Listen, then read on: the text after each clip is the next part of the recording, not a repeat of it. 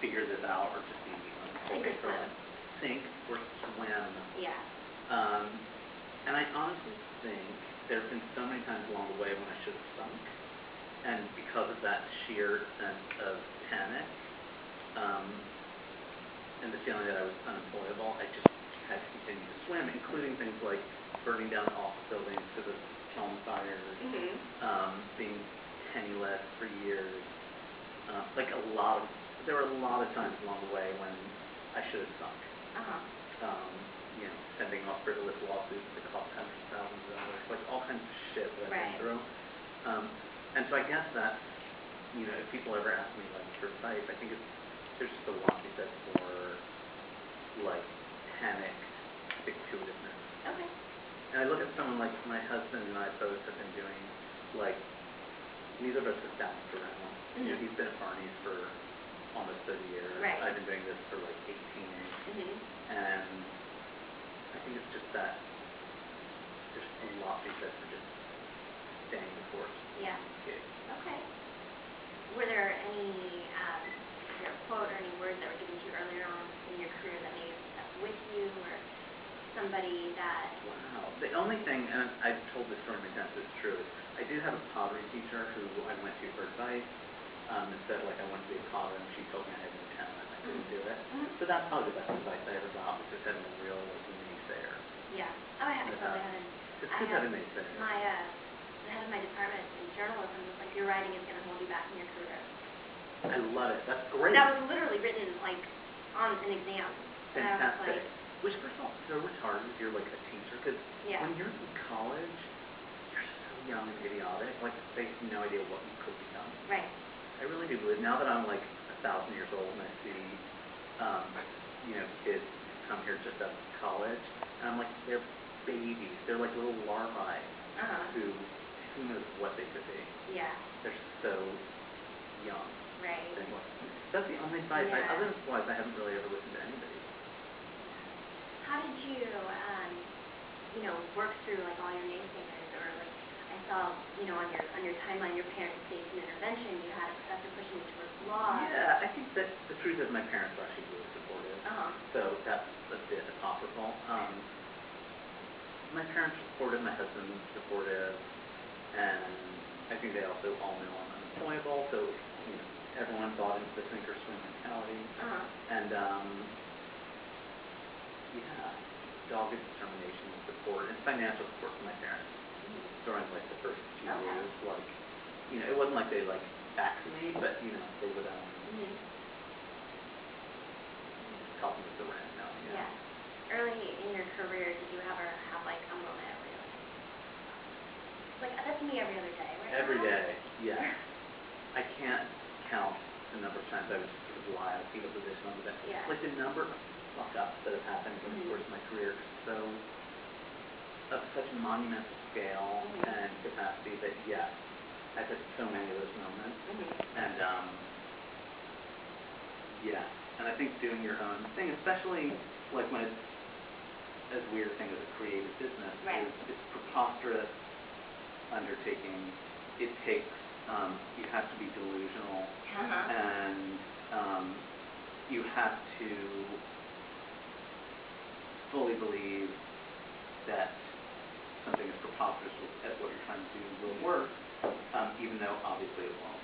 And so, I think one has to be delusional, resilient, and extremely hardworking. You give up a lot to work for yourself, and I think it's not something that you're incredibly passionate about, and you don't have the wherewithal and ability to really stick with it and work for yourself.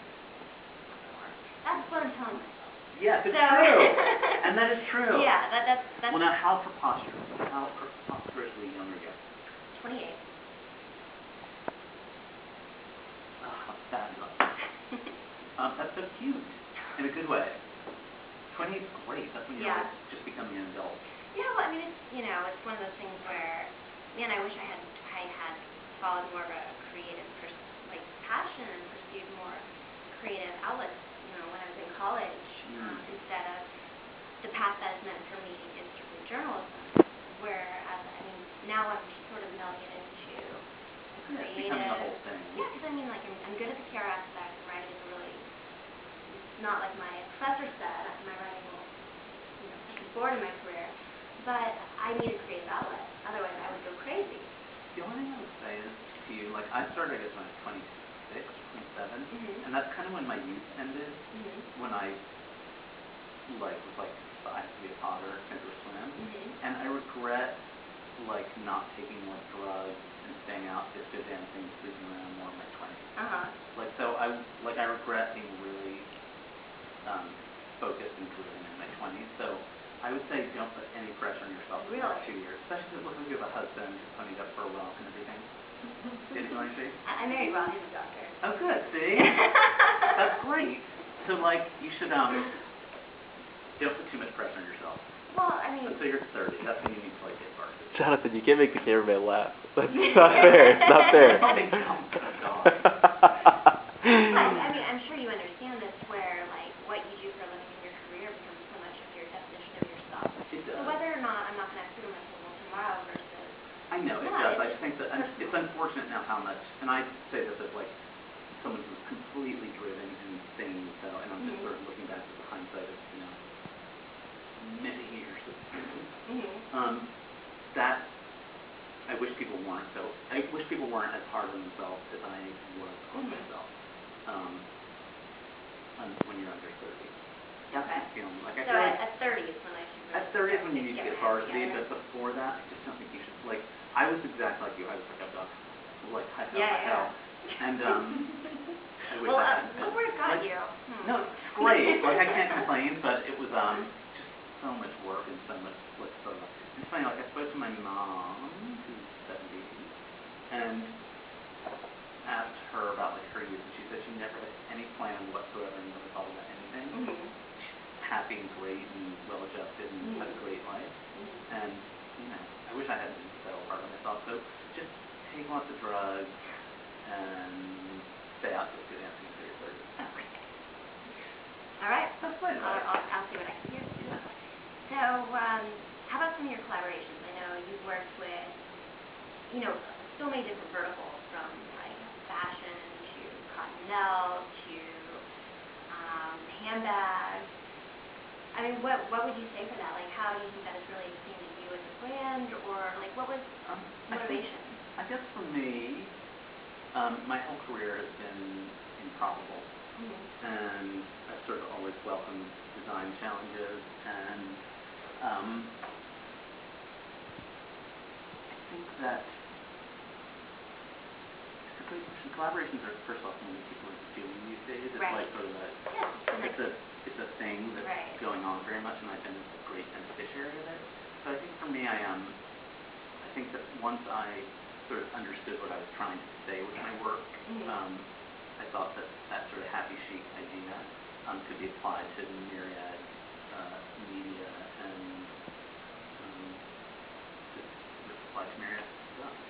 So it kind of made a lot of sense to me to take my design vocabulary into the spirit of what I do and spread it out. And I love designing stuff. It's what makes me happy, and so I always love that challenge. How about the collaboration with Cottonelle? What do you think was the most exciting part for you? I view that as kind of a Warhol moment, like, in the sense that I thought it was really fun to be able to put my imprimatur on something as every day as Cottonelle. I thought it was a fun idea. Yeah, almost it's somewhere that it hasn't been thought of before. It hasn't been done. It was sort of like a fresh canvas. Yeah, it was. I thought it was fun. Yeah. All right. And my last question, which I think it can apply to a lot of people. So you and Simon are both creative, wouldn't you say? Yeah. So two creatives under one roof, because I feel like I'm the creative in my family, whereas my husband is like the logical thinker. How do two creatives coexist, and where does Liberace have to say? In Simon and my case, we're just there. Like, we've been together a long time. We're just like, people are like, how do you do it? And I'm like, thoughtlessly and naturally. Yes. Never have had any conflict. We've just always been on the same page about everything. And I think that it's funny when you say, like, you're the creative and your husband might not be.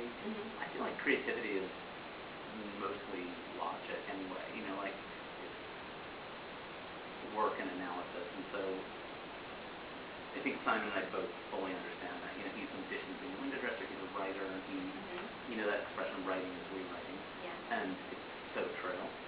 And it's the same for me, like, you know, I can have an idea in my head of what something's going to be, and then get the first sample back, and it's a disaster. Yeah. So it's the same thing. And I actually don't watch The Real Housewives anymore. Did you watch the first season of Atlanta? I try to see them all. Okay. Well, remember when Sheree was introducing She by Sheree, and she got the first samples in, and she's like, this isn't what I thought, and I'm like, hello, welcome to any design undertaking. Like, it's never what you think it's going to be. It's always a disaster, and it's like only on step 10 after you've like been rigorously analytical and thought about every eventuality and all the issues that anything comes to fruition as you hoped or imagined it would. So I think that once you sort of surrender to that idea in whatever you do, whether it be medicine or creative pursuit, that's sort of when you end up being successful at something, and Simon and I are on the same page. And Liberace is an idiot. He's adorable. He's really dumb, but so cute. Perfect. And I did bring a couple of my own samples. Yeah, I was going to ask. I'm dying to see. Well, the funny thing is... Yeah, do you want any, like, actual hardcore career advice? Yes, I would love that. I think, like, my design aesthetic is quite similar to yours because I really, simple shapes, clean lines turn into something more is sort of what I do. My favorite colors are, like, teal, chartreuse, you know, bright green, and yellow. So it's very much, you know, in line with, like, what I do. So I brought, like, a ton of things. How does one do it? I'm like, totally figuring it out. Yeah. That's good. As I go along. So, I brought it. Oh. So do you do the illustration? I do. And basically, and this is going to sound ridiculous, everything here is done from a single shape. A circle, a triangle. Once you start looking at it, you can really start to break it down by what it is. And that's just really, it's something that you're welcome to have any and all. Oh, I brought them for you, yes, please. Love. And then also, like, so adorable. Thank you. The giraffe one, there's one that's like, you've got your head in the clouds, the inside is pretty big. It was one that I, like, did a pretty good job. I was like, okay, you can do this. That's adorable. So, I love these. Thank you. And then I'm also, this year I'm doing a big project where I'm designing a skate card every week, 62 weeks, you know, in the year. And so each week I do a different design on the skate, you know, the shape of the skate. And in the end, I want it to be like a big map of work, basically. So, you know, just sort of setting myself a goal of, like, designing one card a week. And, you know, where it's going so far. I love the colors. Thank you. Honestly, the only envelope colors I have are green, teal, yellow, red.